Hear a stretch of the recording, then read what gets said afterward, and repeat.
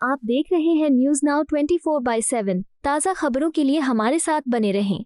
गंदा राजा आ जाता है तो विपक्षियों को, विरोधियों को जेल भिजवाना चालू, झूठे केस कर करके। 2G केस बंद हो गया, कोयला घोटाला बंद हो गया, केस ही बंद हो गए। कुछ तो है।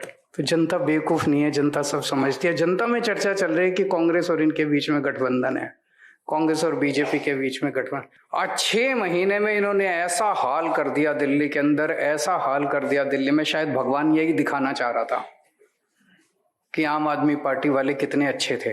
दिल्ली के पूर्व मुख्यमंत्री और आम आदमी पार्टी के राष्ट्रीय संयोजक अरविंद केजरीवाल ने गुरुवार को दिल्ली में अपने विधायकों और पार्षदों की बैठक ली। अरविंद केजरीवाल ने पार्टी के जनप्रतिनिधियों को संबोधित करते हुए दिल्ली चुनाव में पार्टी की हार का भी जिक्र किया और कहा कि उनका विश्वास ईश्वर में है और भगवान जो करता है अच्छे के लिए करता है। उन्होंने कहा कि आज दिल्ली की जनता उनकी सरकार को याद करने लगी है और आज चुनाव हो जाए तो सारी सीटें जीत जाएंगे। दिल्ली में अब की 3 बार की सरकार को हटाकर सत्ता में आई भाजपा के कामकाज की आलोचना करते हुए अरविंद केजरीवाल ने कहा, मैं भगवान में बहुत यकीन करता हूँ। मैं समझता हूँ भगवान जो करता है अच्छे के लिए करता है। 6 महीने में इन्होंने ऐसा कर दिया दिल्ली के अंदर। शायद भगवान यही दिखाना चाहता था कि आम आदमी पार्टी वाले कितने अच्छे थे। आज जनता याद कर रही है। मेरे पास काफ़ी लोग आते हैं, कोई कहता है कि आज चुनाव हो जाएं तो 60 सीटें आएंगी, कोई कहता है कि 65 सीटें आएंगी, कोई कहता है कि 70 की 70 सीटें आएंगी। केजरीवाल ने रेखा गुप्ता सरकार की आलोचना करते हुए कहा कि लुटियंस दिल्ली में भी 5-5 बार लाइट जाती है। उन्होंने कहा 10 साल से बिजली नहीं गई थी, सारे इन्वर्टर वालों की दुकानें बंद हो गई थीं, दोबारा खुलवा दी। मैं लुटियंस दिल्ली में रहता हूँ। पीएम का घर और राष्ट्रपति भवन थोड़ी दूरी पर है। मेरे घर रोज़ 5-5 बार बिजली जाती है, कभी आधे घंटे के लिए, कभी 1 घंटे के लिए। बाकी दिल्ली का तो क्या हाल कर दिया। पूरी दिल्ली में बिजली जा रही है, बच्चों की फीस बढ़ गई, सड़कें टूटी पड़ी हैं। एक बारिश में दिल्ली का बुरा हाल हो जाता है, सीवर जाम पड़े हैं, पानी नहीं आ रहा है, चारों तरफ झुग्गियां तोड़ रहे हैं, गरीबों का तो जीना हराम कर दिया। आप प्रमुख ने कहा कि 15 साल में कांग्रेस का जो हाल हुआ था, जब हमारी सरकार बनी थी, लोगों ने कहा था कि कांग्रेस को हटाना है। आज 6 महीने में उन्होंने दिल्ली का वो हाल कर दिया, लेकिन जनता को 5 साल बाद मौका मिलेगा इन्हें हटाने का। आज की मीटिंग का कोई एजेंडा नहीं था, जैसे कि अभी सौरभ ने बताया। कई दिन हो गए थे मिले हुए, तो मैंने कहा कि सभी एमएलए, सभी काउंसलर्स, कैंडिडेट्स, जितने हमारे नेतागण हैं, सबके साथ एक बारी मीटिंग की जाए। तो आज आप सब लोगों के साथ मुलाकात करने के लिए बुलाया था। इसी बीच जैसे सौरभ ने बताया, परसों सौरभ भारद्वाज के यहाँ रेड हो गई। तो अगर आपने सौरभ भारद्वाज की कल पीसी सुनी हो तो आपको पता चलेगा कि रेड के दौरान क्या क्या हुआ। सुबह 7 बजे के करीब आए थे, लगभग 7, सवा 7 बजे इनके घर आए। पूरा दिन छानबीन की, स्टेटमेंट रिकॉर्ड किया और लगभग शाम को 8 बजे तक उन्होंने अपना स्टेटमेंट फाइनल कर दिया और फिर बोले अब हम जा रहे हैं। तो लगभग वाइंड अप करने जा रहे थे। उतने में वहां जो उनका हेड था, असिस्टेंट डायरेक्टर कोई, उसने जो स्टेटमेंट रिकॉर्ड किया था वो अपने सीनियर ऑफिसर को भेज दिया और बोला जी ये स्टेटमेंट है, ठीक है। बस यहां से सारी कहानी शुरू हुई और 3 बज गए। तो उसने वापस जो भी कहा उसको, तो ये सौरभ के पास आए और सौरभ को बोले जी ये जो स्टेटमेंट है बहुत लंबा है, इतना लंबा स्टेटमेंट कोई फायदा नहीं है, तो इसमें से अननेसेसरी पोर्शन हटा देते हैं। तो ये पैराग्राफ हटा दो, ये पैराग्राफ हटा दो, ये पैराग्राफ हटा दो, यहाँ पे ये लिख दो, यहाँ पे ये लिख दो। तो सौरभ ने कहा भाई ये तो मेरा स्टेटमेंट है, मैं जो मर्जी बोलूं, आप ऐसे कैसे कह सकते हो। जैसे उसमें स्टेटमेंट के अंदर कई जगह इसने जिक्र किया कि फलाने फलाने दिन मीटिंग हुई, मीटिंग में मैंने ये डायरेक्शन दिए। उसने कहा ये सब लिखने की क्या जरूरत है। वो इसके पक्ष में सबूत था वो कि भाई मीटिंग में मैंने ये उन्होंने कहा ये हटा दो, ये इसने मना कर दिया। जब इसने मना कर दिया तो फिर इस पे दबाव बनाने लगे और इनडायरेक्ट तरीके से धमकी देने लगे कि भाई अगर आप ये नहीं करोगे तो आपके लिए सही नहीं होगा, कि मतलब आपको अरेस्ट कर लेंगे फिर हम लोग। वहां सौरभ भारद्वाज ने साफ साफ बोला जी देखो मैं तो मन बना के बैठा हूं कि 2 साल तो जेल जाना ही जाना है।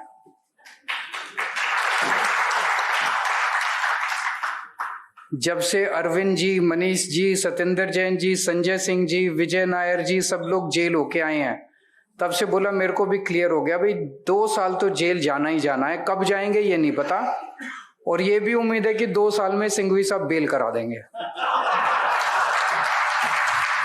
यही बोला, ये इसने ईडी वालों को बोला जी देखो फिर गिरफ्तार करना है तो अभी चलो। फिर इन्होंने डराने के लिए इनकी वाइफ को बोला, तो शायद इन्होंने अपनी वाइफ को भी तैयार कर रखा था। तो इनकी वाइफ बोले जी ये कभी घर नहीं आता, कभी घर में नहीं रहता, ले जाओ इसको, कोई फर्क नहीं पड़ना। और इनकी बच्ची भी तैयार बैठी थी, तो इनके घर के सब लोग तैयार थे, ये डटे रहे।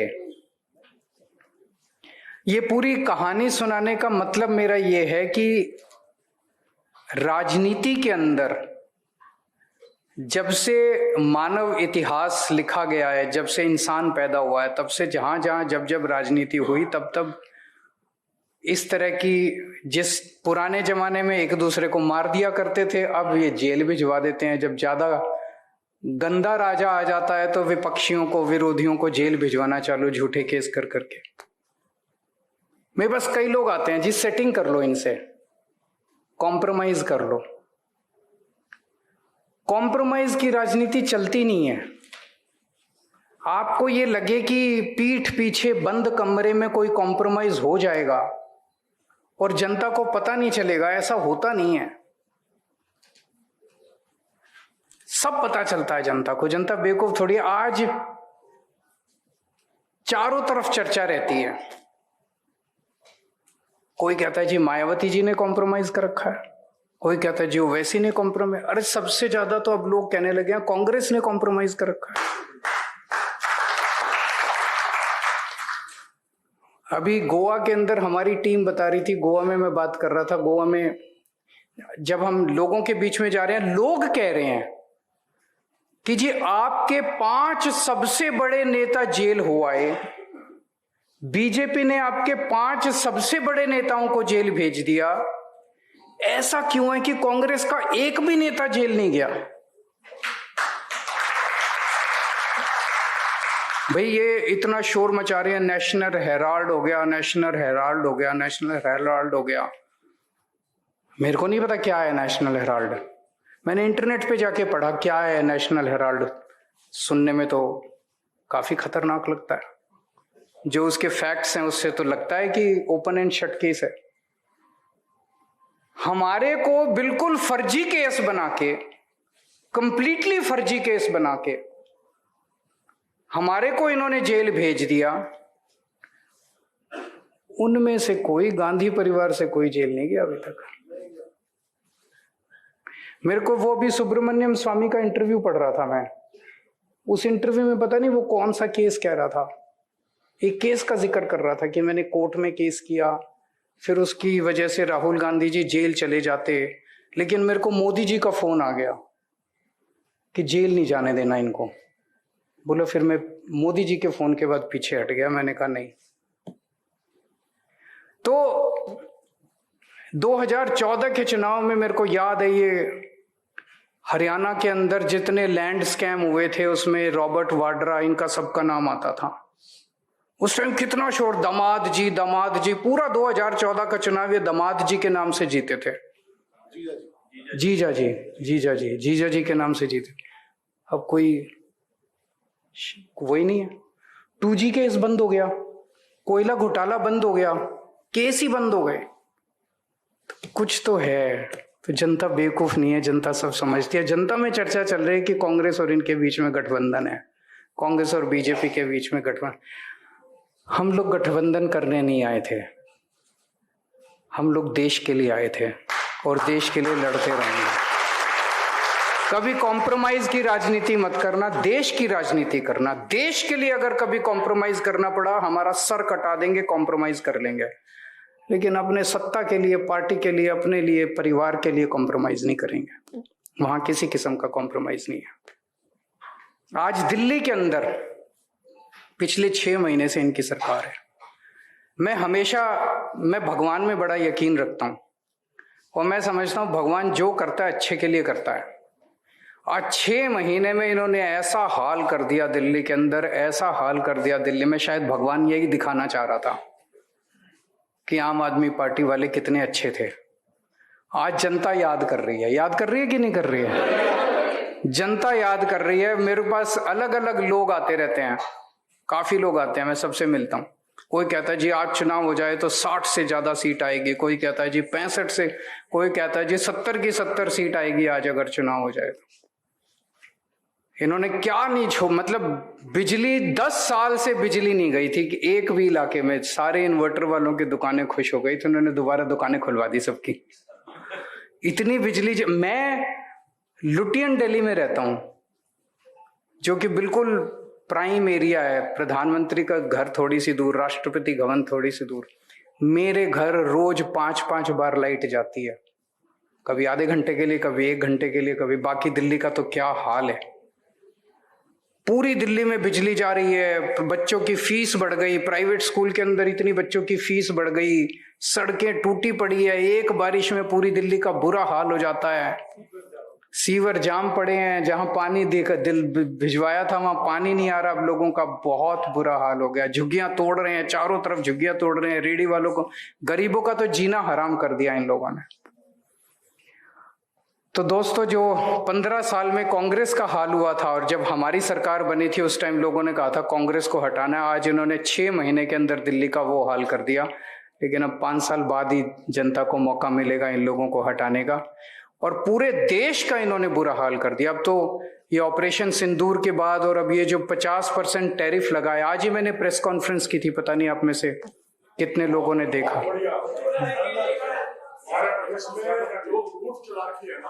टैरिफ के नाम के ऊपर इन्हीं की कंपनियां लूट कर रही है पूरे। मैं आपको एक देने वाला। अब बड़ा इंटरेस्टिंग है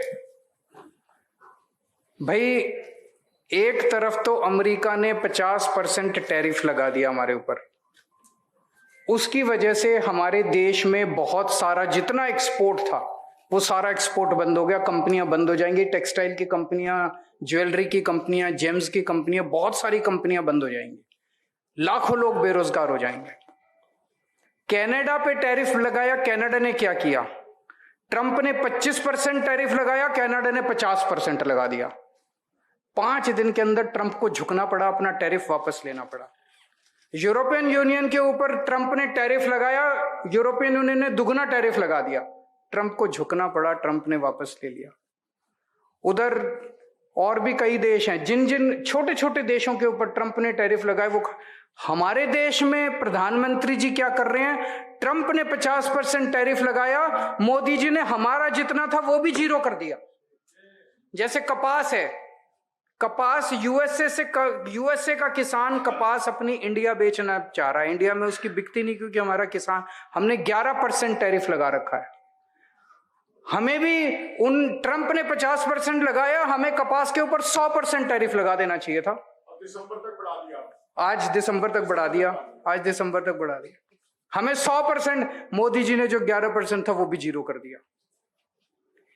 पता नहीं क्या मजबूरी है मोदी जी की, जो घुटने टेक के बैठे हैं ट्रंप के सामने। सबको पता है क्या मजबूरी है सबको। एक आदमी के लिए उन्होंने पूरे देश को गिरवी रख दिया, एक आदमी के लिए पूरे देश को। तो मुझे लगता है इनके नंबर अब गिने चुने कुछ दिन के मेहमान हैं ये लोग। पूरा देश देख रहा है और ये ऐसी अपनी दुर्गति बना के जाएंगे कि पूरे देश के अंदर काले अक्षरों से इन लोगों का नाम लिखा जाएगा। आप लोगों से मेरा एक ही निवेदन है, जनता के बीच में रहो।